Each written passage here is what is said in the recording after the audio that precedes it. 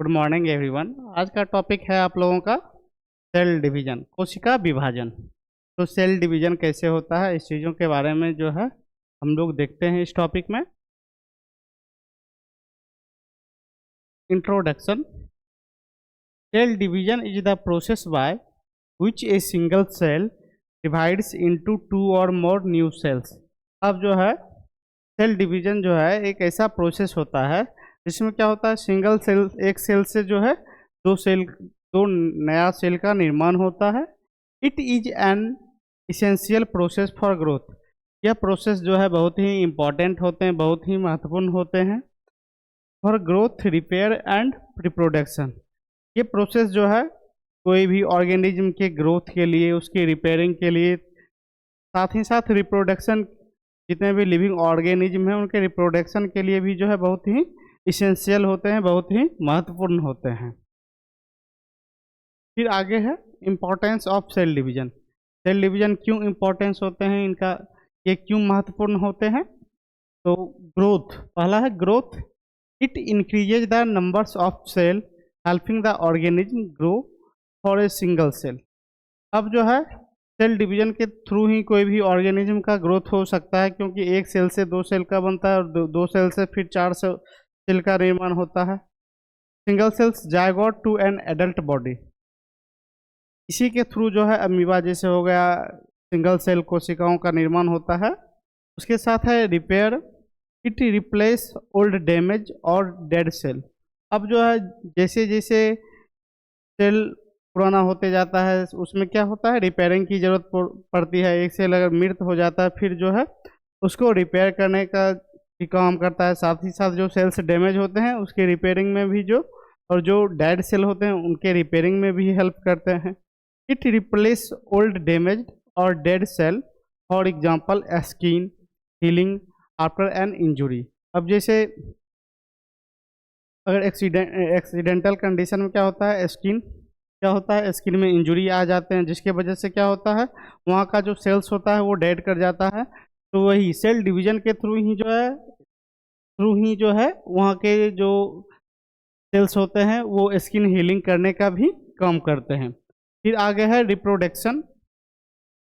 In unicellular organism like amoeba cells division help in reproduction, asexual reproduction. अब जो है reproduction में क्या होता है, जो यूनिसेलुलर ऑर्गेनिज्म होते हैं जैसे अमीबा हो गया, उनमें क्या होता है, सेल डिवीजन के थ्रू ही जो है वो अपना रिप्रोडक्शन कर पाते हैं। In multicellular organism it helps in formation of gametes. और जो मल्टी सेलुलर ऑर्गेनिज्म होते हैं वो क्या करते हैं, एक सेल से दो सेल का निर्माण करते हैं जिसे गैमिट्स बोलते हैं। ये किस में पाए जाते हैं, वो सेक्स सेल्स जो होते हैं उनमें जो है मल्टी सेलुलर ऑर्गेनिज्म के थ्रू जो है उनका फॉर्मेशन होता है। कौन से सेल के थ्रू, सेक्स सेल के थ्रू। फिर आगे है हमारा टाइप्स ऑफ सेल डिवीजन। अब कितने टाइप्स के सेल डिवीजन होते हैं, तो देखा जाए तो दो टाइप्स के सेल डिवीजन होते हैं, एक माइटोसिस, दूसरा मियोसिस।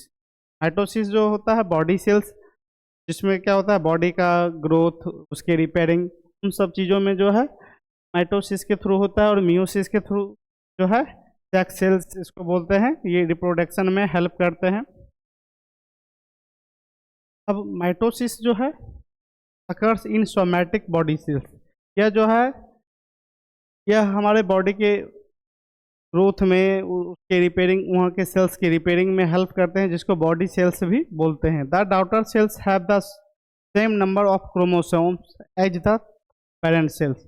अब जितना पेरेंट सेल्स के अंदर क्रोमोसोम्स पाए जाएंगे उतनी ही संख्या जो है डॉटर सेल्स के क्रोमोसोम में पाए जाते हैं। Help in growth and repair. अब इन माइटोसिस के थ्रू जो है सेल्स का ग्रोथ और उसके रिपेयरिंग में भी हेल्प मिलता है।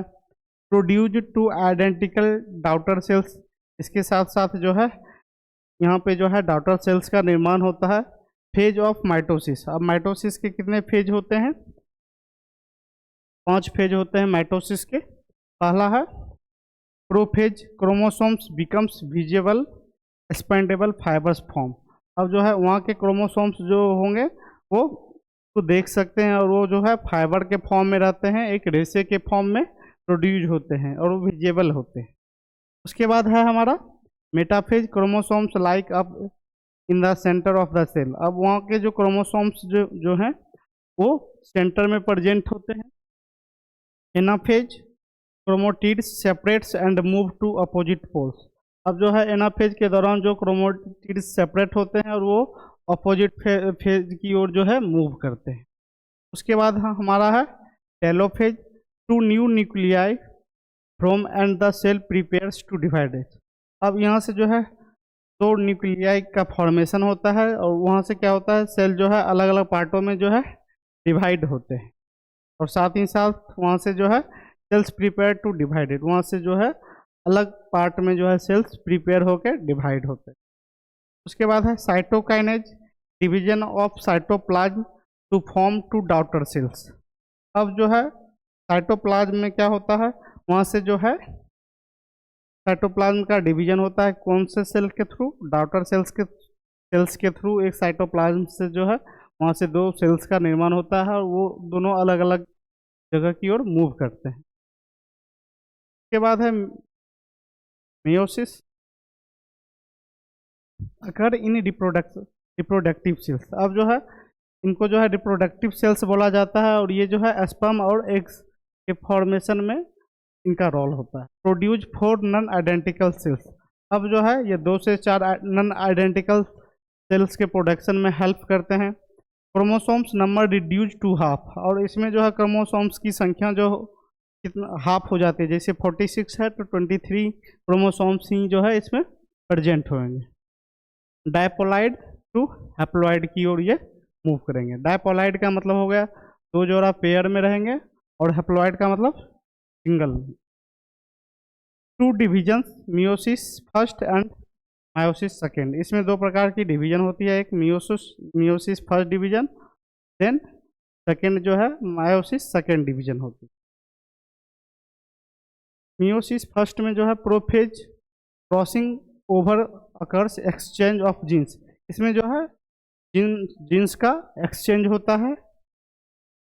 Metaphase homogeneous chromosomes line up. अब मेटाफेज के दौरान जो है क्रोमोसोम्स उसके लाइनिंग पे जो है प्रेजेंट रहेंगे।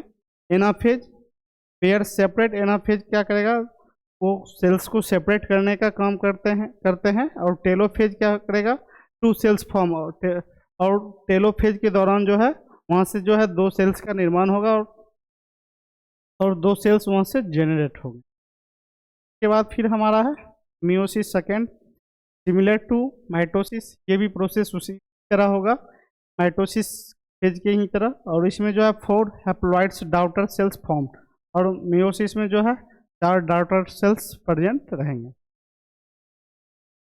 अब difference between mitosis and meiosis. और माइटोसिस और मियोसिस में क्या अंतर होता है तो ये देखते हैं।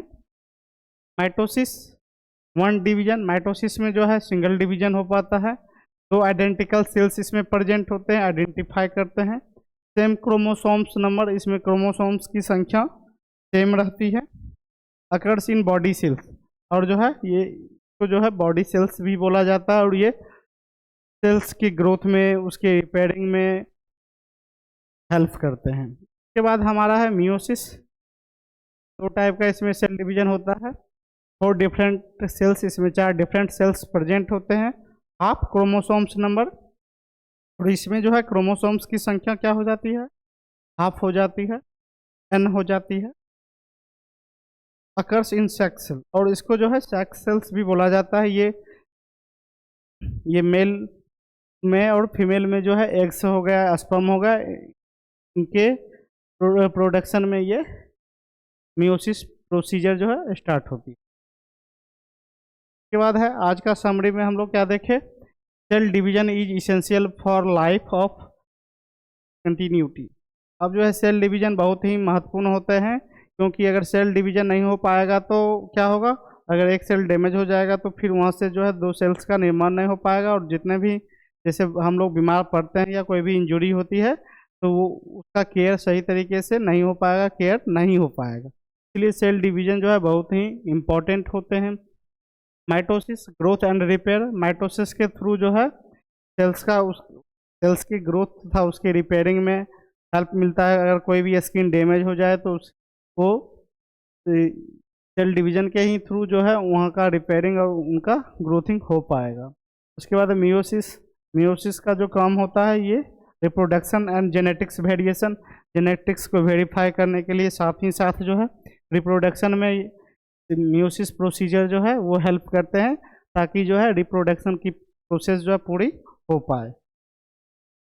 तो आज के लिए इतना ही। Thank you.